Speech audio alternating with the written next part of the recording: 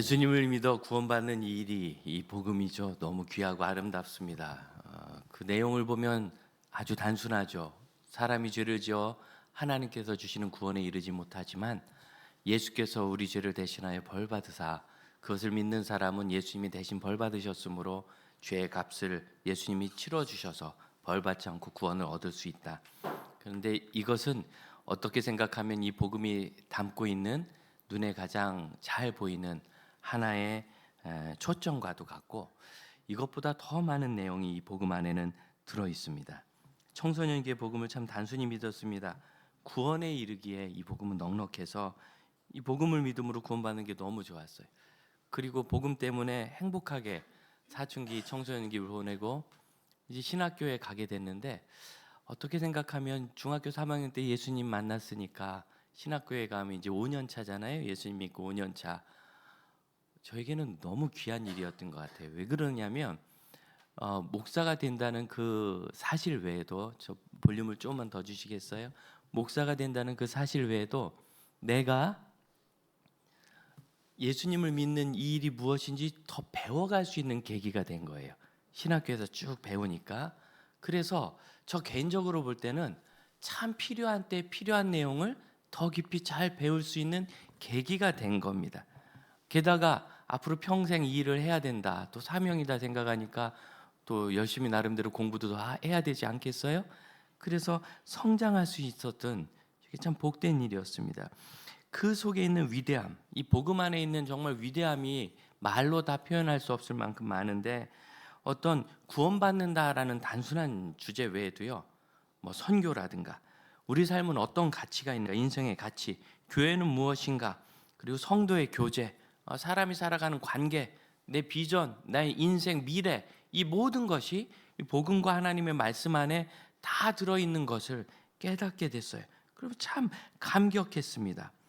특별히 이 복음을 하나님께서 우리에게 주셨을 때 이 복음을 주시는, 이 복음을 성취한 방식이 있지요. 여러분, 음식을 하나 차려도 어떤 식으로 차리느냐 하는 게 있지 않습니까? 제가 참 희한한 스파게티를 한번 먹은 적이 있는데 느낌이 꼭 자장면 같아요. 들어보니까 만드신 분이 중국집 요리사인데 스파게티를 만들어서 자장면풍의 스파게티를 만들더라고요. 뭘 만들어도. 그러니까 이 방식이라는 것이 의외롭게 중요합니다. 원래 소스가 있다고 해서 그대로 보이는 것이 아니라 방법에 따라서 참 달라져요. 그런데 하나님께서 이 복음을 우리에게 주실 때는 복음의 방식을 통하여 주셨는데, 이게 굉장히 대단하고, 이게 그냥 구원받는다는 구속의 내용뿐만 아니라 세상에는 없는 특별한 방법이었어요. 좀 감격했습니다. 그 성취 방식도 세상에 없고, 제일 비슷한 걸 그래도 찾아보면 자녀에 대한 부모의 사랑이 제일 비슷하다 하겠고, 그런 온전한 사랑의 방식, 부모의 사랑조차도 온전하지 않은데 이 복음의 방식은 완전한 방식으로 우리에게 주셔서 이 속에서 우리가 치유와 회복을 힘있게 되는 거예요. 여러분, 바라보는 게 굉장히 중요한데, 예수 믿으면 천국 간대. 그러면 좋죠. 그럼 믿는 거예요.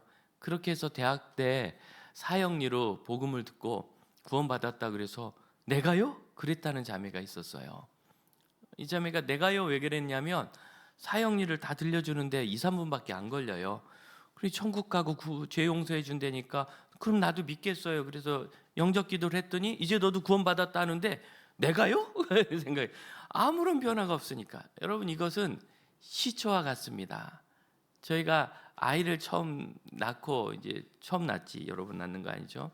이 어린 아이를 봤는데 제일 웃긴 게 다리를 이렇게 올려서 웅크리고 있는 거예요. 이 아이가 아직도 엄마 뱃속에 있는 것처럼. 그래서 어떻게 합니까? 쭉 펴가지고 둘둘둘둘 말아놓죠. 다리 좀 피고 있으라고. 그렇게 해놓고 이제 기저귀 좀 갈까 하고 이렇게 쌓아놓은 속삭이를 풀면 다리가 도로 용술철처럼 확 올라가요. 그렇죠.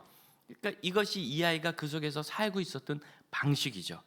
그런데 여러분, 복음은 이 세상에 태어났다 하는 것처럼 내가 영생으로도 새로운 사람으로 태어나는 것에서 끝나는 것이 아니라 삶의 모든 방식의 변화를 일으키는 아주 획기적이고 혁명적인, 그리고 이것이 그냥 크게 바뀐다는 면에서의 혁명이 아니라 이전에 있었던 절망이나 슬픔이나 두려움이 아니라 소망과 기쁨이 충만하고, 그럼 제일 중요한 거 이거 아니겠어요? 자, 작년인가 재작년인가 우리 교회 등록한 성도가 있는데 이제 새가정 신방을 갔어요. 근데 아내를 만나면서 남편이 교회를 다니기 시작한 거예요. 그래서 제가, 아니 내가 볼 때는 아내도 신앙이 좋아 보이지만 형제가 더 믿음이 진실해 보여. 내가 보니까 꼭 모태신앙 같아. 어째 그래요? 그랬더니 이 형제가 한 말, 참 저희에게 신방대원들에게 감동이 됐는데, 목사님, 하나님이 계시다면 제대로 믿고 싶어요. 하나님이 계시다면 제대로 믿고 싶어요. 그럼 그 형제는 틀림없이 제대로 믿게 될 거예요. 왜? 하나님은 계시니까. 하나님은 틀림없이 계시니까 제대로 믿게 될 겁니다. 그러니까 나 예수 믿고 구원받아요 라고 하는 이 복음의 시작과 같은, 마치 태어난 것과 같은, 그럼 이 세상 태어나면 그게 다가 아니라 그때부터 엄마 뱃속과는 다른 완전한 새로운 삶이 시작되잖아요. 우리가 구원받으면 그게 다가 아니라 구원받은 하나님의 자녀로서의 완전히 새로운 삶이 시작됩니다.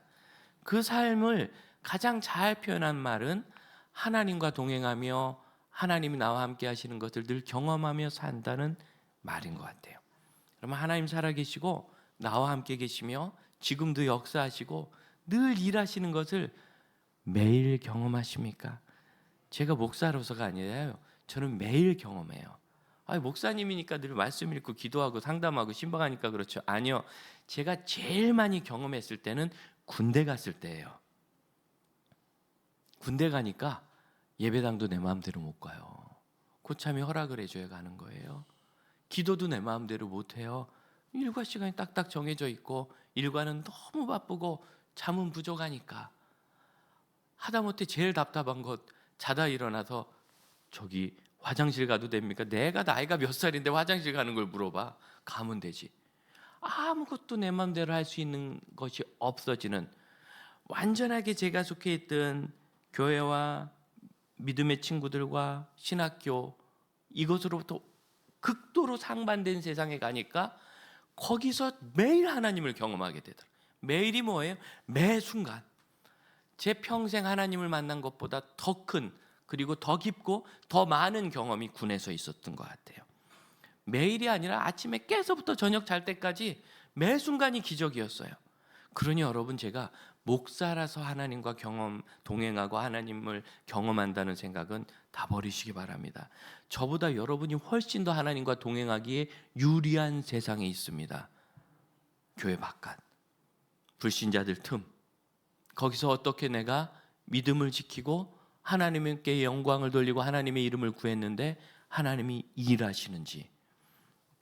이런 복음은 그런 능력이 있어요.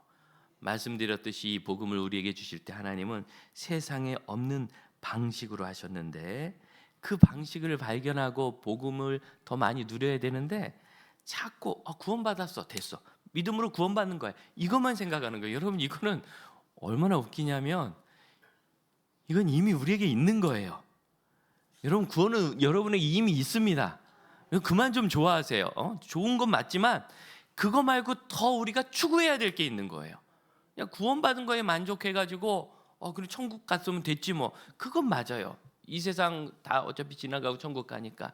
하지만 아직 우리가 이 세상에 산다는 것은 이 세상에 사는 동안 하나님과 동행하는 것이 굉장히 중요하고, 우리에게는 그것이 어쩌면 지금의 전부예요. 그래서 그것이 정말 중요해요. 그럼 11절을 보시면 나은 사람들이 베드로와 요한을 붙잡았다 합니다. 40여 세나 된, 나면서부터 걷지 못하는 지체장애인 된 이가 나사렛 예수의 이름으로 일어나 걸어라 했더니 벌쩍 일어나서 걷고 뛰고 하나님을 찬양해서 다 놀래 자빠졌죠. 여러분, 이것보다 더 충격적인 광경이 어디 있겠어요? 더 사람이 시선을 끄는 일이 어디 있겠어요? 그래서 그때 그 명령을 했던 베드로와 요한을 붙잡았다.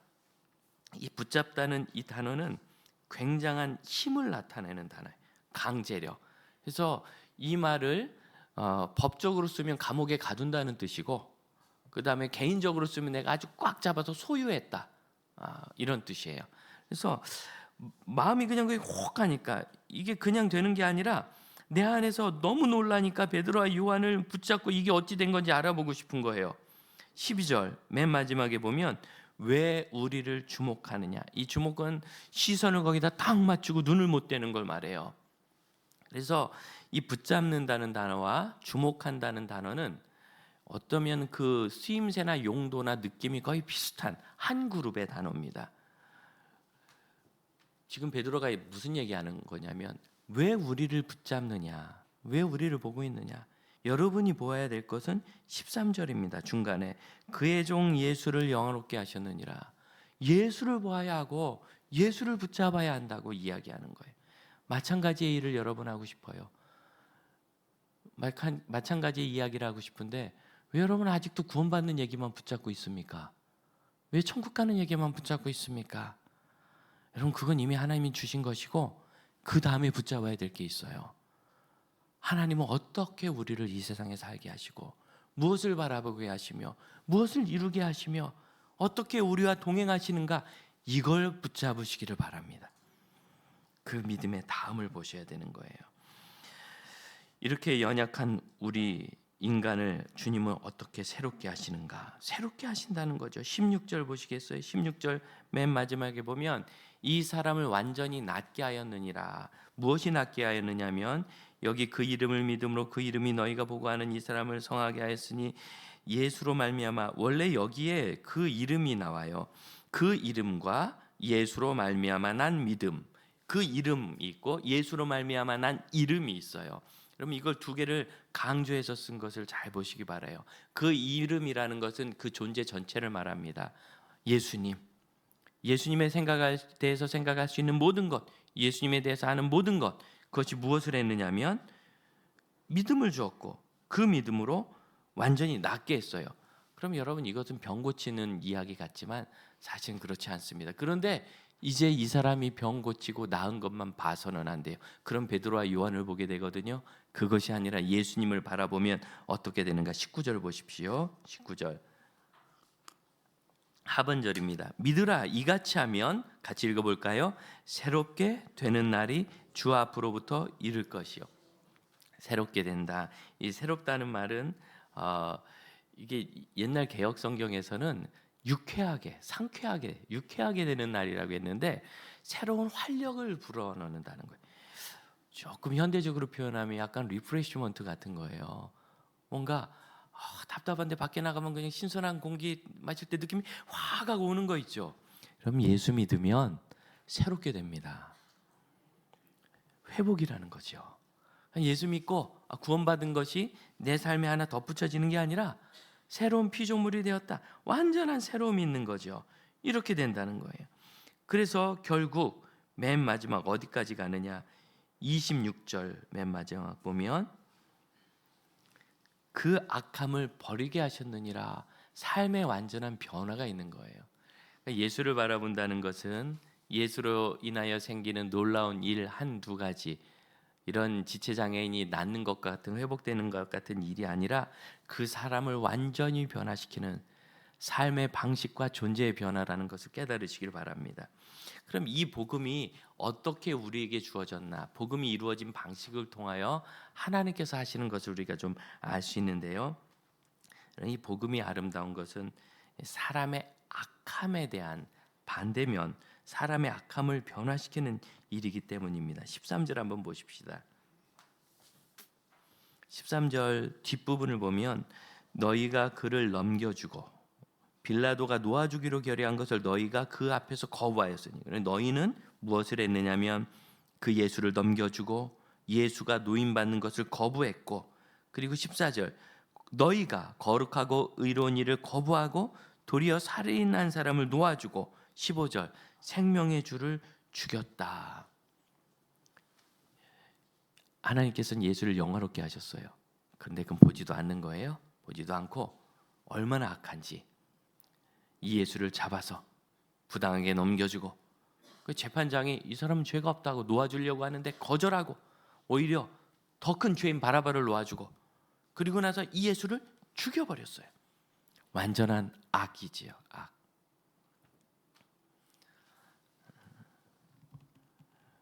우리 교회 오셔서 말씀 전하실 때 파이존의 양승은 목사님께서 부친 이야기를 하셨습니다. 부친께서는 유교 신자, 유교도였는데 우리나라의 유교는 말이 유교지 도교에 가까워요. 뭔가 도 닦고 복 받고 이런 거. 그래서 어려서부터 매년 열 몇 번씩 제사를 지내는 집안에서 아버지 따라 제사 지내면서 살다가 대학생이 돼서 예수 만나니까 우리 아버지 전도하고 싶어서 가서 아버지 예수 믿으세요, 교회 다니세요, 그렇게 조르는데 아버지가 들으려고 하지 않죠. 나중에 보니까 아버지가 아들 몰래 성경을 여러 번 읽었더래요. 성경을 여러 번 읽고 아주 유교 경전, 도교 경전은 그렇게 깊은 얘기가 없거든요. 이렇게 두껍지도 않고 읽을 게 별로 없어요. 읽어보면 참 우습기 그지없어요. 그런데 성경의 내용이 너무나 귀하잖아요. 그리고 나서 아들한테 얘기하더래요. 내가 성경을 몇 번 읽었다. 나름대로 연구했다. 그게 기간 1년이 넘어요. 내가 연구해 보니까 이게 사실이더라. 성경이 맞더라. 그 다음 얘기가 중요해. 그러나 나는 예수 믿을 수 없다. 왜냐하면 난 유교기 때문이다. 너나 믿어라. 나는 안 한다. 생명의 주를 죽였도다가 무슨 뜻인지 알겠습니까? 하나님께서 예수를 영화롭게 하셨는데 그를 보려고 하지 않아요. 믿으려고 하지 않아요. 만나려고 하지 않아요. 다시 말씀드려 볼까요? 하나님이 우리에게 구원을 주셨는데 구원의 삶을 보려고 하지 않아요. 살려고 하지 않아요. 그걸 원하지 않아요.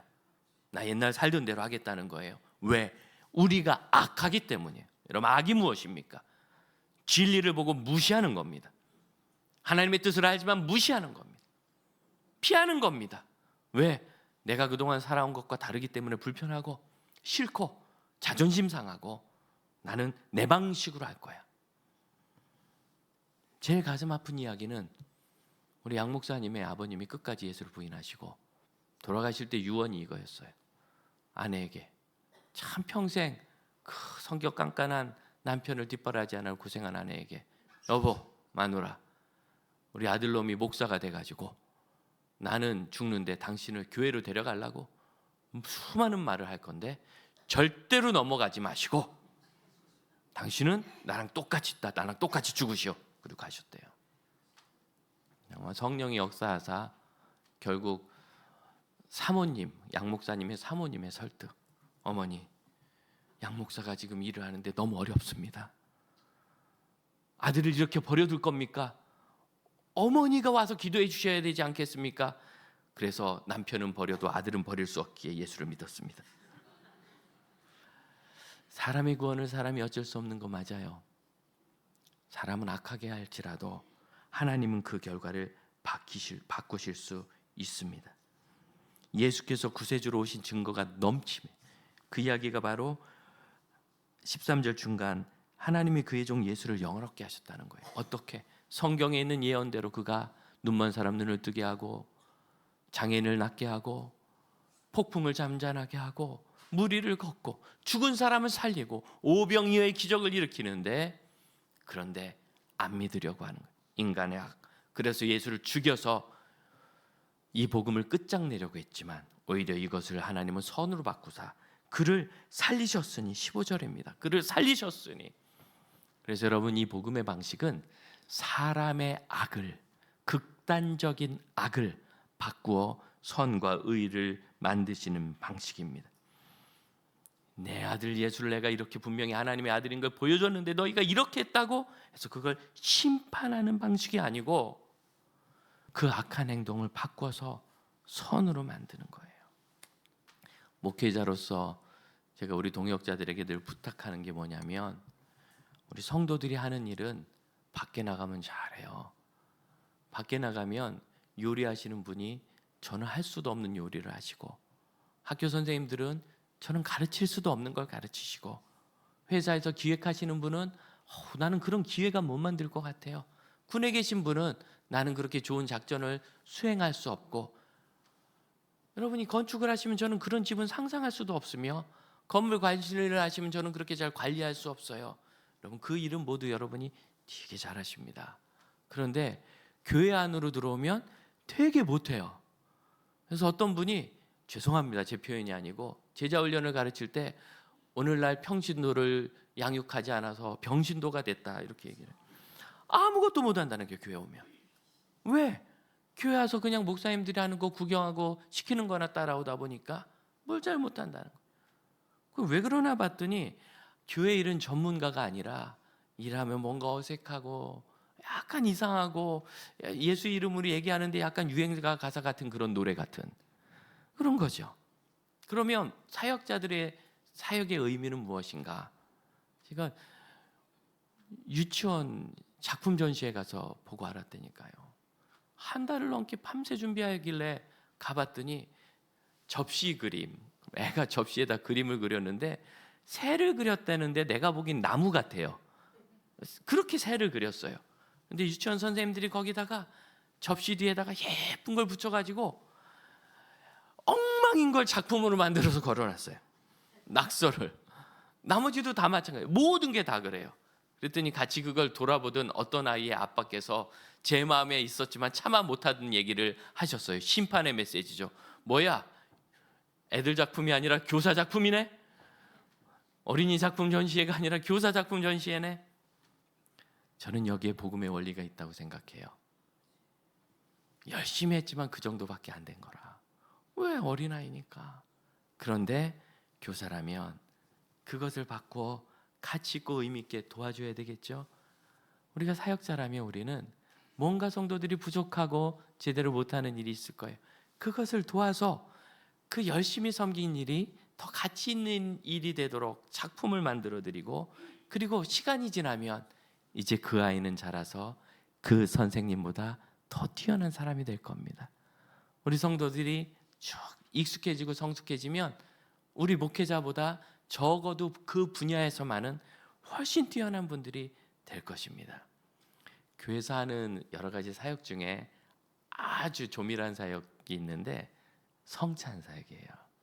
그럼 수백 명이 그 짧은 시간 안에 그 많은 잔을 다 마셔야 돼요. 균일하게 아무도 빠지지 않고. 우리 장로님들이 늘 이걸 들고 나가실 때마다 여러분 늘 조심스럽죠. 저분 걸려 넘어지면 어떡하나. 그래서 실제로 제가 그런 일이 있었다는 소문을 지금까지 딱 한 번 들었어요. 그래도 굉장히 없는 거예요. 제가 30년 사역하면서 어느 교회가 그랬대더라. 어떤 장로님이 이걸 들고 가다 엎었대요. 끔찍하죠? 끔찍하죠? 그래서 어떻게 됐대? 그분 평생 성찬 못 하겠대. 뭘 그렇게 해? 왜 넘어졌나를 살펴보면 되지.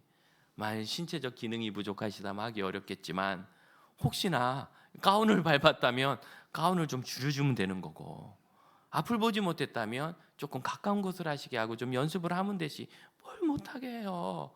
그게 무슨 예수의 피라고 얘기한다고 진짜 피인데, 조금 전까지 포도주였는데 그게 갑자기 피가 될 리가 있어요? 피면 맛이 다르겠지, 달지는 않겠지. 코피 안 나보셨어요? 달든가요? 뭘 그걸 그렇게 해요? 왜 우리가 복음의 원리를 바라보지 않나요? 이 복음의 원리는 사람의 부족함과 실수 정도가 아니라 악과 하나님에 대한 대안까지도 바꾸어서 선을 만드시는 겁니다. 이 복음의 방식을 발견하시기를 바랍니다. 우리 하나님은 이 악을 어떻게 바꾸셨습니까? 그들의 악, 죄의 짐을 대신 지셔서, 쉽게 얘기해서 책임을 져 주심으로 해결하신 거예요. 여러분, 우리 하나님이 우리의 삶을 돌아보시는 방식은 뭐냐면, 홍승용 목사가 목사니까 네가 알아서 해야 돼, 이건 네 일이야가 아니라 제가 얼마나 부족합니까? 제가 얼마나 어리석습니까? 연약합니까? 이 연약함과 실수조차도 바꾸어서 선한 열매가 되도록 해주시는 그런 방식이에요. 그러니 여러분, 이 복음의 방식을 의지하시기를 바랍니다. 예수를 주목하여 바라보는 것, 자꾸 다른 거 보지 말고 어떻게 저걸 저렇게 잘할까, 어떻게 저런 일을 할까, 나는 저렇게는 못해, 아니 저건 왜 저렇게 할까, 저 정도밖에 못해, 이런 것들을 주목하여 보지 말고 예수를 주목해서 보세요. 예수님의 복음의 방식을, 그분이 우리 악을 바꾸신 방식을 주목해서 보세요. 또한 그 방식은 무엇 때문에 위대하냐면 17절 한번 보시겠어요? 너희가 알지 못하여서 그리하였다. 왜 예수를 내줬느냐면 잘 몰라서 그랬어요. 그럼 모르면 되는가? 아니에요. 18절. 그러나 하나님이 모든 선지자의 입을 통하여, 같이 읽어볼까요? 자기의 그리스도께서 고난 받으실 일을 미리 알게 하신 것을 이와 같이 이루셨느니라. 저 소리를 조금만 더 주세요. 그리스도를 통하여 고난 받으실 것을 이와 같이 이미 미리 알게 하셨어요. 그런데 25절을 보면 너희는 선지자들의 자손이요. 너희는 선지자들의 자손이에요. 그러니까 이 선지자들이 하는 이야기를 모를 수가 없는 거예요. 외면한 게 문제죠. 쉽게 얘기해서 몰라서 한 게 아니라 알지 않으려고 했을 뿐만 아니라 알아도 외면하는, 그렇게 할 것을 중요한 건 이거예요. 하나님이 아신 거예요. 선지자들을 통하여 뭘 얘기하셨느냐면 그리스도께서 고난 당하실 것을, 고난 받으실 것을 미리 얘기하셨다는 것은 유대인들이, 그리고 더 나아가서 우리가 예수를 십자가에 못 박게 할 것을 아시고도 예수를 보내신 겁니다. 하나님이 우리가 배신할 걸 몰라서, 내가 악한 마음 품을 것을 몰라서, 내가 죄 중에 거할 것을 몰라서 그래서 일단 믿고 맡기신 게 아니에요. 우리는 그렇지요. 하지만 하나님은 우리가 악하게 할 것을 아시면서도 하나님이 일을 하신 겁니다. 이게 복음의 방식입니다. 이 복음은 상상도 못할 만한 것입니다. 우리의 연약함을 아시면서도 하나님이 그렇게 하셨으니 여러분 두려워하지 마시고 하나님이 하시는 방식을 따르시기를 축복합니다. 그래서 항상 기회가 있어요. 20절을 보시세요. 또 주께서 너희를 위하여 예정하신 그리스도 예수를 보내실 것이다. 그리스도 예수를 보내실 거예요. 이거는 예수님이 다시 오실 것을 말합니다. 자, 10절에 새롭게 되는 날이 주 앞으로부터 이룰 것이요. 예수 믿어 새롭게 되고 그 삶이 완전히 새로워지는 날이 임하는데 그 일이 임하기까지 예수의 재림이 기다려지고 있어요. 예수님께서 재림을 뒤로 미루시고 우리에게 그 사이에 믿을 수 있는, 회개할 수 있는, 돌이킬 수 있는 시간을 계속 주신 거예요. 그래서 이 복음의 방식은 기다려 주시는 방식이에요. 기다려 줍니까? 여러분, 부모님 여러분 자녀를 위해서 기다려 주십시오. 자녀에게 아직 기회가 있습니다. 경건한 아내 여러분, 남편을 위해서 기다려 주십시오. 그가 죄를 짓고 회개할 줄 모르고 방황할지라도 그에게 때가 있습니다. 부부가 되었다는 것은 부부가 되기 전까지 많이 고른 다음에 일단 골랐으니 AS는 안 되고 그냥 알아서 잘 기다리면서 고쳐서 써야 돼요. AS는 되는데 교환 환불은 안 돼요. 교환 환불은 안 되니까 잘 AS 고쳐서 써야 돼요. 하나님이 고쳐주신, 기다려주세요. 경건한 남편 여러분, 아내가 더 성숙하고 믿음과 기도의 어머니가 될 때까지 기다려주세요. 이게 복음의 방식이에요. 우리 하나님께서 저를 기다려주시지 않았다면 제가 어떻게 지금 여기 목사로 서 있겠습니까? 지금도 제가 기도할 때마다 한 번씩 기도하는 게 뭐냐면, 주님, 제가 28살 때 청년부를 처음 했는데 그때 만났던 청년들에게 제가 주었던 상처들을 씻어주시옵소서. 제가 지금 생각해 보니까 참 잘 몰라서, 왜냐하면 28이면 지도 청년인데 청년부를 했으니까 얼마나 몰라요. 그래서 잘못한 거. 주님, 제가 33살 때 담당했던 우리 청년들 그 마음에 있는 어려움을 좀 씻어주옵소서. 제가 얼마나 몰랐는지. 그리고 생각해 보는 거예요. 제가 70이 되면 54세 때 담당했던 장지교회 성도들을 씻어, 그럴 것 같아요. 우린 여전히 부족하고 연약합니다. 우리 중 누구도 완성된 사람이 없는 것은 아직 이 땅에 살아있는 거 보니까 완성이 안 된 거예요. 에녹은 그가 하나님과 동행하였으므로 그 삶이 완성되었으므로 죽음을 보지 않고 옮겼습니다. 여러분, 이 세상에 있는 거 보니까 아직 멀었습니다. 여러분, 아직 머셨습니다. 우리 주님께서 기다린다는 것에 소망을 가지십시오. 주님이 기다려주시니 예수님 다시 만날 그날까지 우리는 계속 새로운 것들을 배우고 기회를 얻게 될 거예요. 이 당시 이스라엘 사람들은 그 예수를 우리가 죽였네? 이미 늦었구나 생각했을 거예요. 그러나 베드로는 뭐라고 얘기해요? 아직 늦지 않았다. 지금 믿으면 죄 사함을 받고 새롭게 되고 다시 예수님을 재림주를 만나게 될 것이다. 처음 초림하신 예수님은 여러분이 거절하고 부인하고 못 박아 죽겠지만 재림하신 예수님은 할렐루야 마라나타 어서 오소서 하며 만나게 될 것이니 걱정하지 말고. 여러분, 지금까지의 연약함과 부족함을 두려워하거나 걱정하지 마십시오. 온전케 하시는 주님을 만나게 될 겁니다. 제가 그 28살 했던 거 얼굴이 빨개져요.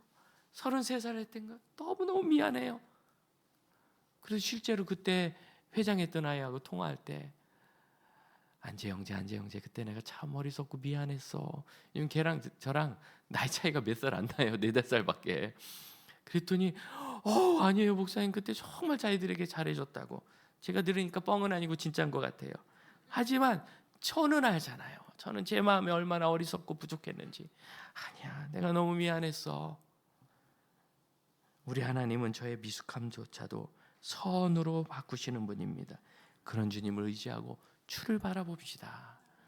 그렇게 주를 바라보기 시작하면 우리의 삶에 복음의 원리가 생겨요. 그럼 복음의 방식은 이 모든 것을 이루어낸 참 귀한 건데요, 성육신의 방식이에요. 우리의 연약함대로 예수님께서 오셔서, 저는 신학교에서 이 말을 들으면서 너무너무 은혜를 받았어요.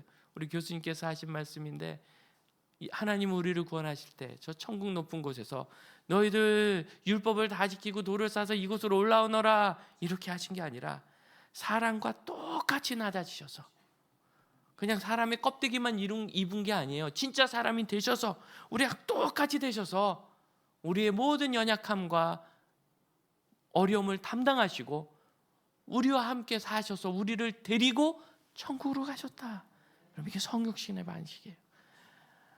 고고하고 높은 위치에서 나는 목사니까, 나는 장로니까, 나는 권사니까, 나는 신앙이 이만큼 성장했고, 나는 경험이 있고, 나는 인격이 이렇게 괜찮은 상태에서 그거 좀 잘해봐 하고 하는 건 복음의 방식이 아니에요.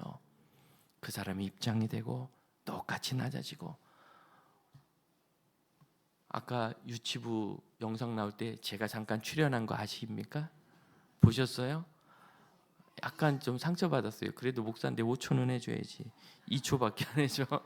농담입니다. 근데 그때 제가 유치부 아이들하고 있으니까 반짝반짝 하는 거예요. 애들이 나이 차이가 너무 많이 나더라고요. 3살부터, 말이 3살이지 한 돌밖에 안 지났어요. 3살부터 막 오니까, 그러니까 뭐 일단 집중시키려면 그럴 수밖에 없어요. 내가 그래도 담임 목사인데 이거는 좀 경망스럽지 않습니까? 여러분, 성육신의 원리는 아이들과 같이 하는 거예요.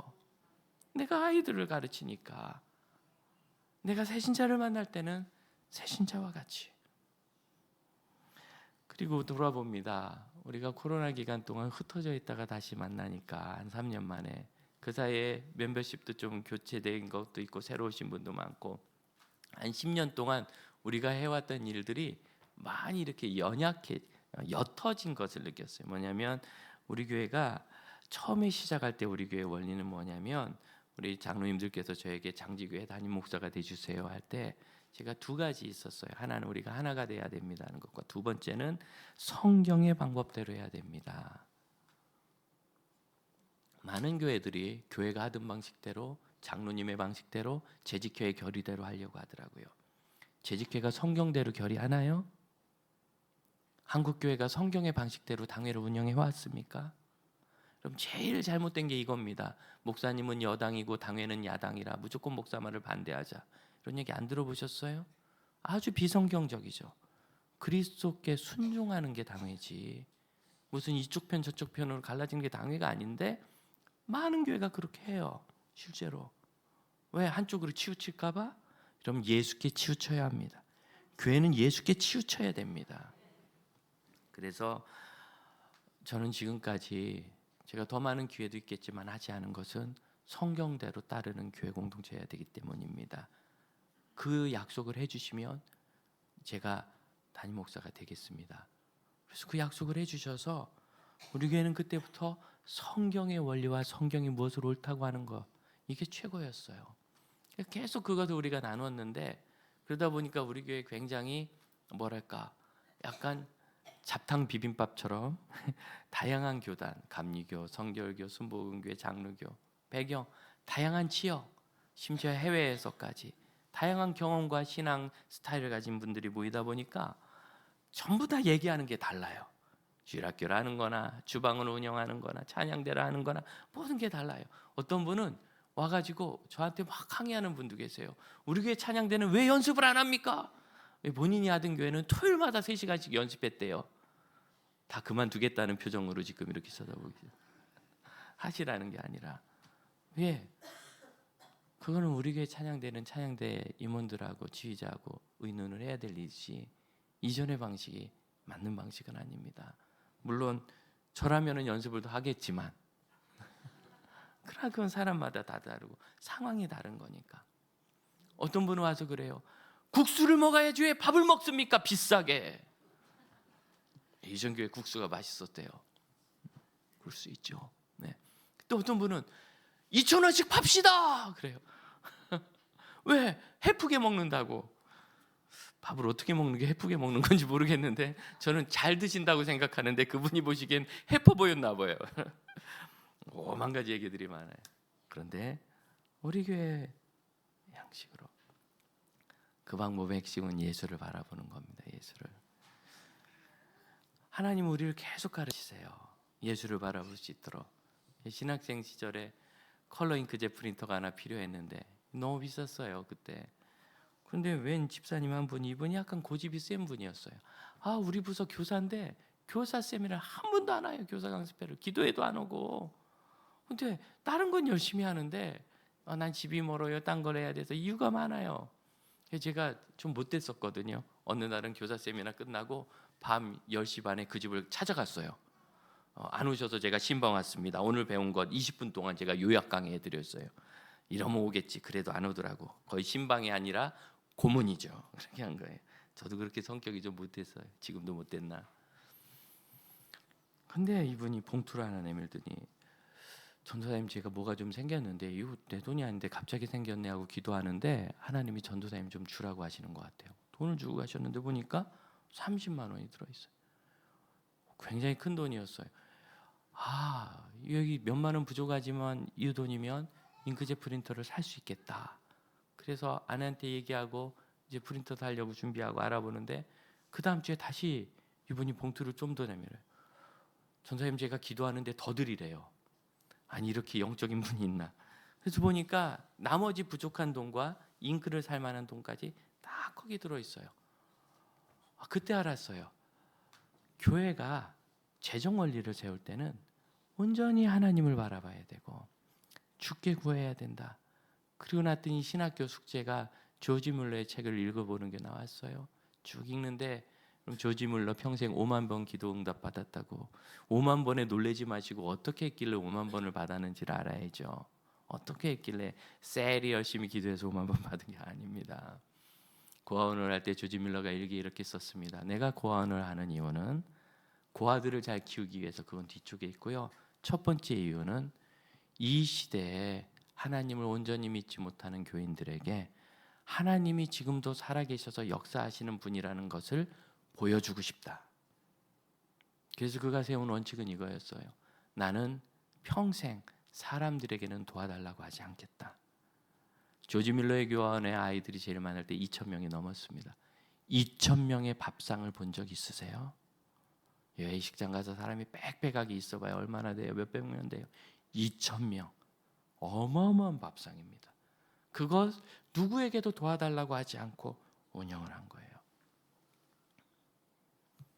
하루는 한 자매가 목사님 제가 갑자기 유산을 받았는데 이게 원래 제 돈이 아니고 그분이 후손이 없으니까 저에게 주셨는데 제가 이거 받을 자격이 없다 생각했는데 기도하는 중에 목사님의 고아원을 위해서 사용하면 되겠다는 생각이 들었어요. 꽤 큰 돈이었어요. 목사님 제가 이걸 고아원을 위해 쓰고 싶으니까 언제든지 제게 말씀해 주시면 제가 보내드리겠습니다. 고맙습니다. 너무 귀한 일이라고 생각하고 기도하고 자매를 보냈어요. 시간이 좀 지나고 그 큰 돈이 필요한 일이 생겼습니다. 그래서 자매에게 연락할까 하다 생각해 보니까 가만히 있어봐. 나는 하나님께만 구하기로 했는데 이것도 사람에게 요청하는 것은 아닌가? 그건 아닌 것 같아요. 왜 본인이 먼저 얘기를 했으니까. 그렇지만 뭔가 찜찜한 거예요. 그래서 그냥 관두기로 했어요. 기도하는 거죠. 평안했어요. 문제는 자매에게 생겼어요. 마음이 막 들끓는 거죠. 내 돈은 무시하나? 이번 사람 보고 돈을 받나? 내가 혼자 산다고 그러나? 화가 나서 찾아왔어요. 목사님 왜 연락 안 하십니까? 목사님 가려가면서 헌금 받습니까? 내 거는 필요 없다는 겁니까? 조지 밀러 목사님이 쭉 설명을 하자 그 자매가 얼굴 빨개지고 돌아가서 헌금을 다 보내왔어요. 그리고 이렇게 말했어요. 목사님 맞습니다. 제가 하나님께 드렸다고 하면서도 드린 다음에도 제가 운영하고 싶은 마음이 있었던 것 같습니다. 그래 돌려보낸 거예요. 조지 밀러는 평생 누구에게도 도와달라 하지 않고 온전히 하나님이 공급하시는 것으로, 그래서 5만 번 기도 응답 받은 거예요. 원리. 여러분 하나님을 바라보면서 하나님께서 하시는 것을 기대하시기를 축복합니다. 이것이 우리 교회의 원리고 복음의 원리예요. 하나님만 바라보면 하나님께서 인생에 깜짝 놀랄 만한 이야기들을 듣지 않습니까? 제가 들었던 건 이겁니다. 여러분 눈 감아 보시겠어요? 우리가 온전히 전심으로 하나님을 바라보면 하나님께서는 우리로 하여금 이 세상에서 모든 필요한 도움을 얻게 하십니다. 우리가 온전히 하나님을 바라보면 때때로 권력 있는 사람이 우리를 귀하게 보게 되고 우리의 사업 파트너들이 우리를 귀하게 보게 되고, 우리가 온전히 하나님을 바라보면 이 세상의 모든 일이 우리를 귀하게 봅니다. 우리 합심하여 기도합시다. 여러분 복음의 원리를 기억하십시오. 우리의 모든 실패, 이것을 바꾸시는 것이 복음의 원리입니다. 여러분 실패감을 극복하시기 바라요. 복음의 원리, 언제든지 하나님 우리를 회복하십니다. 그리고 이제는 그런 방식으로, 복음의 방식으로 회복시켜 나가는 사람들이 되기를 축복합니다. 함께 기도하겠습니다. 하나님, 복음의 방식이 저에게 살아 있어서 감사합니다. 우리 주님께서 저를 어떻게 인도하시고 어떻게 변화시키시는지 알게 하여 주옵소서. 어떻게 하나님의 은혜가 저에게 있는지 알게 하여 주시고, 이 복음이 어떻게 저희를 새롭게 하는지를 알게 하시고, 전심으로 하나님을 바라보며 하나님의 일을 이루게 하여 주옵소서. 언제든지 하나님이 살아계시고 역사하시는 것을 보게 하여 주옵소서. 주님께서 저희의 모든 약함과 심지어 거절까지도 바꾸시는 분이신 것을 알고 주 앞에 나와 하나님이 하시는 것을 기대하게 하여 주옵소서. 우리 자리에서 일어나 함께 찬양합시다. 하나님의 그늘 아래 내 모든 것 다 내려놓고 나 잠잠히 주를 묵상하네. 그 놀라우신 은혜를 끝이 없는 주의 사랑 강물 되어 흘러 내 영혼에 자유함 주시네. 날 새롭게 하시네.